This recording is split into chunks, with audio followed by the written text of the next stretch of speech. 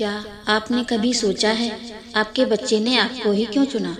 इतनी आत्माएं थी, फिर भी वही आपकी गोद में क्यों आया? क्या यह सिर्फ संयोग है या जन्म से पहले लिखा गया कोई आत्मिक अनुबंध? आज आप वह सत्य जानेंगे जो जानने के बाद आप अपने बच्चे को कभी पहले जैसा नहीं देख पाएंगे। क्या आपने कभी सोचा है आपके बच्चे ने आपको ही क्यों चुना? क्यों नहीं कोई और माँ बाप? क्या यह बस एक संयोग था या इसके पीछे कोई अदृश्य योजना जो जन्म से पहले ही तय कर दी गई थी? आज हम उस रहस्य को खोलेंगे जो आपकी सोच को गहराई तक हिला देगा, क्योंकि जब आप यह जानेंगे तो आपको महसूस होगा कि जिन रिश्तों को आप इस जन्म का रिश्ता मानते हैं वह असल में सदियों पुराने हैं। सनातन धर्म कहता है धरती पर आने से पहले हर आत्मा अपनी यात्रा खुद तय करती है। वह अपने अगले जीवन के अनुभव चुनती है, अपना परिवार, अपना समय और अपने संबंध। यह सब किसी भाग्य या संयोग से नहीं होता, बल्कि एक अदृश्य ब्रह्मांडीय योजना के अनुसार घटता है। जब एक आत्मा अपना पूर्व जीवन पूरा करती है तो वह कुछ समय के लिए विश्राम में चली जाती है, पर वह विश्राम अंत नहीं होता। वह उस दौरान अपने जीवन की समीक्षा करती है।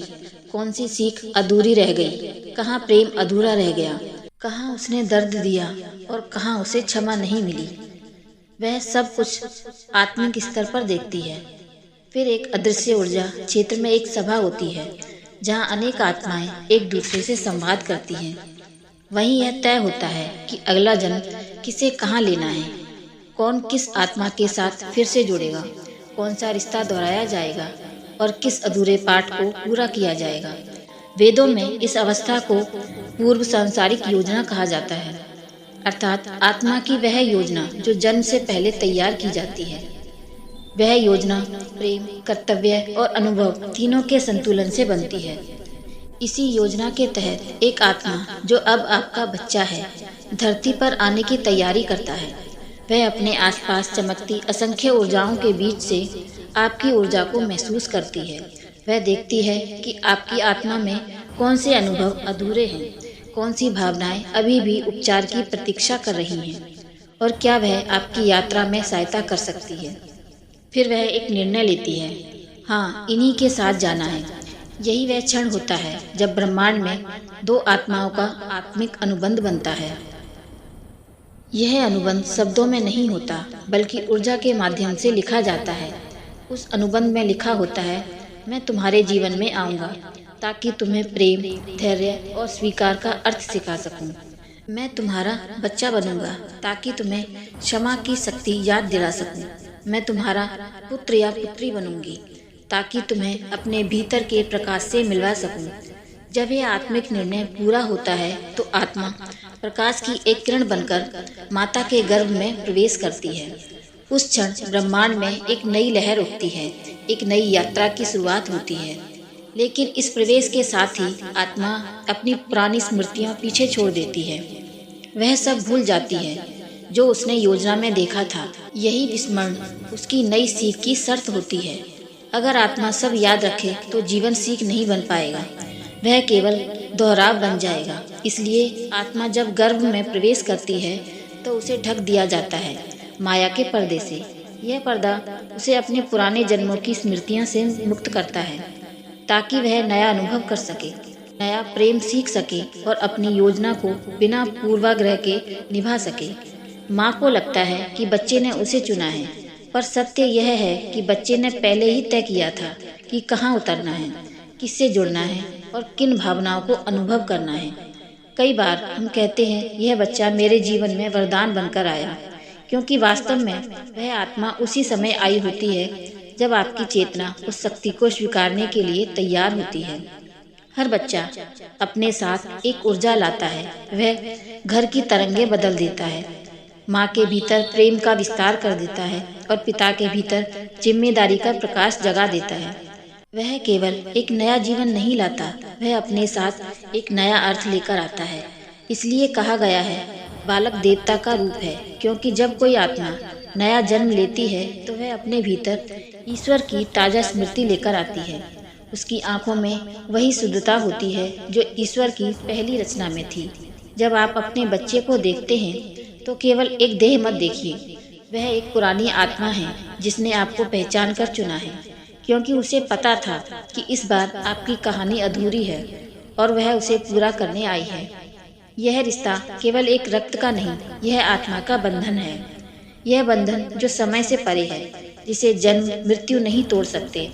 और शायद यही वजह है कि जब आप अपने बच्चे की आंखों में देखते हैं तो एक अजीब सी पहचान महसूस होती है, जैसे कहीं देखा हो, कभी मिला हो, कभी छुआ हो। यह एहसास कोई कल्पना नहीं, यह आत्मा का स्मरण है जो आपके भीतर गहराई में जागता है, क्योंकि यह रिश्ता इस जन्म का नहीं, असंख्य जन्मों का है। और हर जन्म में वह आत्मा किसी न किसी रूप में आपके जीवन में रोशनी करने लौटती है। कभी वह आपकी माँ बनी, कभी पिता, कभी मित्र, कभी वही संतान जो आपकी गोद में है। रूप बदलते हैं पर आत्मा का उद्देश्य वही रहता है, सीखना, सिखाना और प्रेम को पूर्ण करना। गरुड़ पुराण कहता है, आत्मा अपनी संगति से नहीं, अपने संस्कारों से जुड़ी रहती है। अर्थात जिस आत्मा से आपका भावनात्मक ऋण शेष है, जिससे आपने कभी प्रेम अधूरा छोड़ा या दर्द दिया, वही आत्मा पुनः आपके जीवन में लौटती है, कभी माता पिता बनकर, कभी संतान बनकर, ताकि दोनों आत्माएं मिलकर अधूरे चक्र को पूरा कर सकें। यही कारण है कि जब कोई बच्चा जन्म लेता है तो माँ बाप कहते हैं, लगता है इसे पहले से जानता हूँ। या कई बार कोई बच्चा जन्म से कुछ महीनों में ही अपनी पुरानी सी आदतों से चौंका देता है। यह सब यूं ही नहीं होता, यह आत्मा की स्मृतियों की झिलमिलाहट होती है, जो माया के पर्दे के पीछे से कभी कभी झांक लेती है। हर बच्चा अपनी आत्मिक यात्रा के एक विशेष चरण पर आता है। कोई आत्मा बहुत प्राचीन होती है, परिपक्व और शांत, तो कोई अभी नई यात्रा पर है, सीखने और अनुभव करने की उत्सुकता।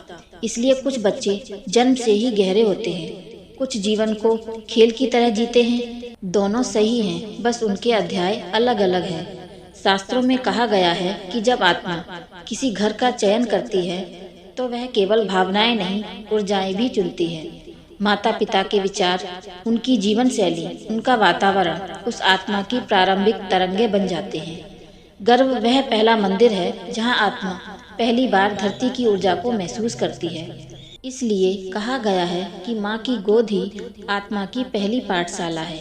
वहाँ से वह प्रेम, सुरक्षा और भावनाओं का स्वाद चाखती है।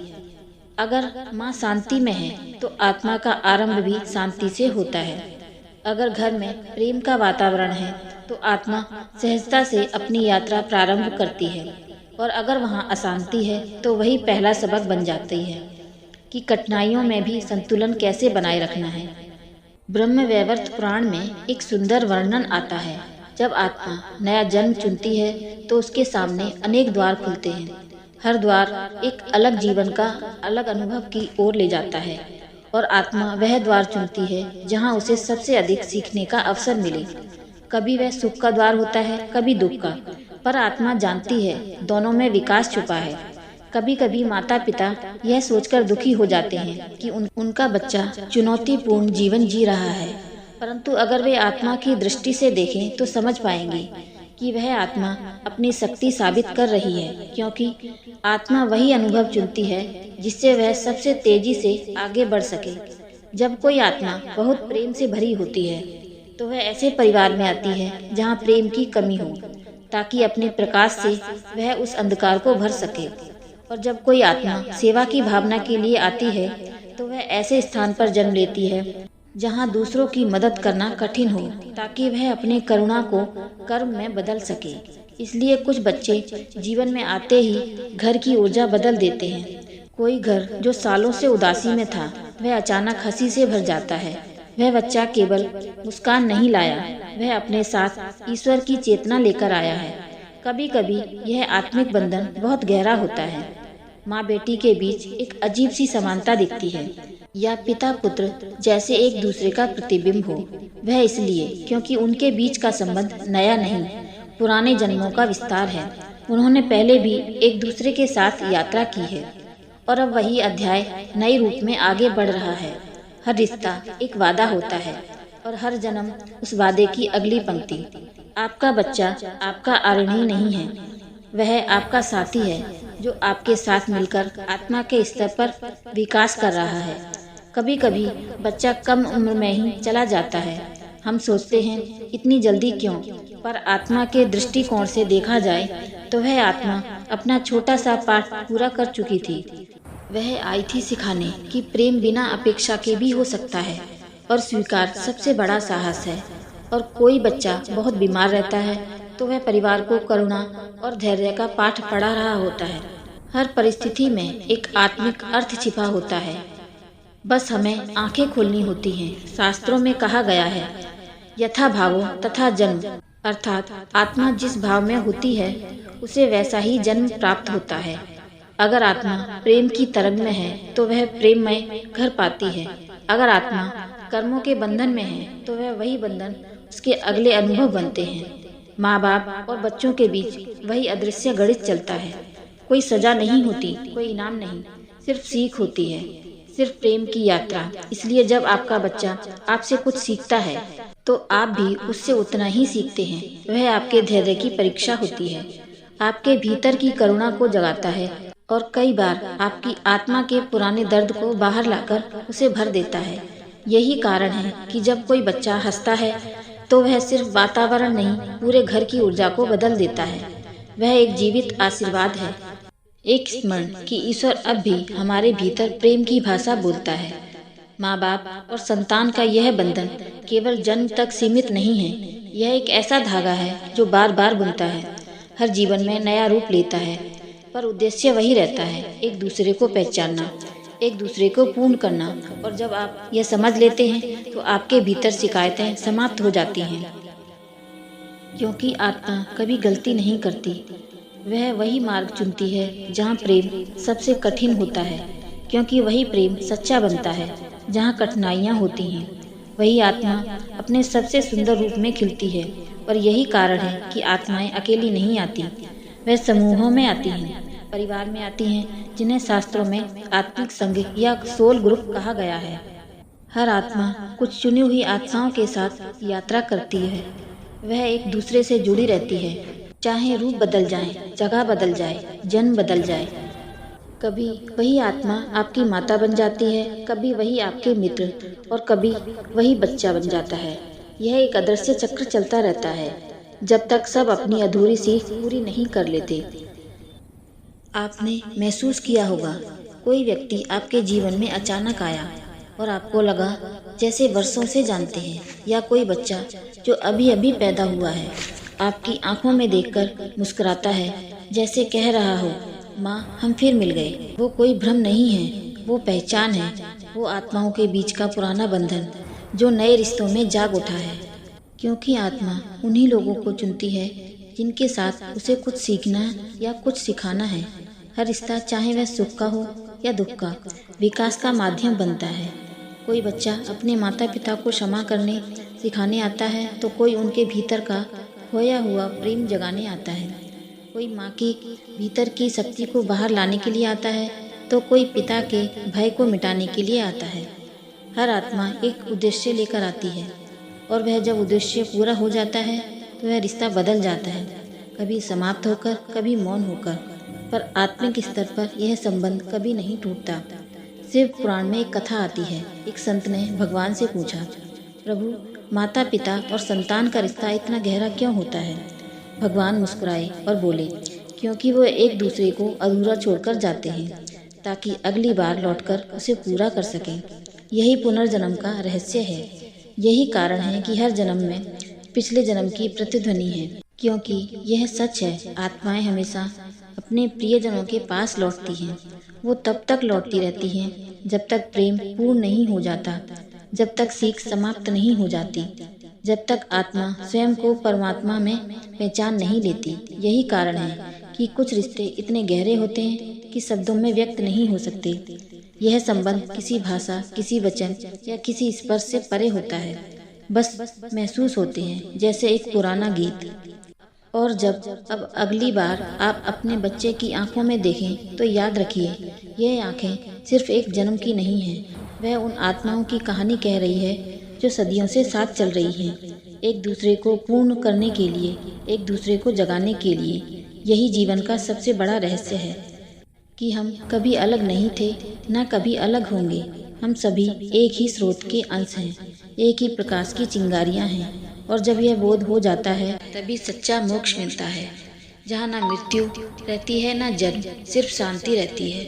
यदि आज इस वीडियो की बातें आपके दिल को छू गई हों तो कमेंट में लिखिए हर हर महादेव। और आत्मा, कर्म और जन्म के ऐसे गहरे रहस्यों को जानने और समझने चाहते हैं तो इस डिवाइन स्केल चैनल को सब्सक्राइब करें, क्योंकि यहाँ हर कहानी आपको आपसे मिलवाती है, जहाँ मृत्यु अंत नहीं बल्कि आत्मा की नई शुरुआत है। हर हर महादेव।